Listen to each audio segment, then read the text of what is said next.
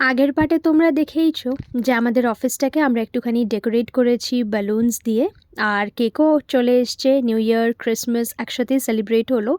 আর নিয়ে এসছি আমরা পিৎজা। এটা আমাদেরই হোটেলের রেস্টুরেন্ট থেকে, ব্রু হাউস থেকে আনা হয়েছিল পিৎজাটা।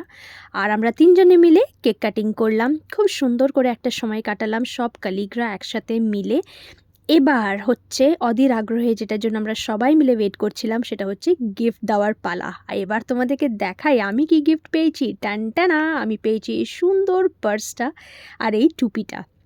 সবাই জানে আমি একটু শীত কাতুরে, বুঝলে তো, আমার জন্য একদম উপযুক্ত গিফট দিয়েছে। আমি তো বেজায় খুশি টুপি পেয়ে আর ব্যাগ পেয়ে, ভীষণ হ্যাপি।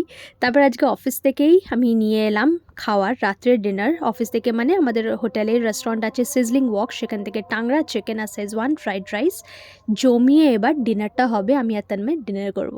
আজ আসি, টাটা।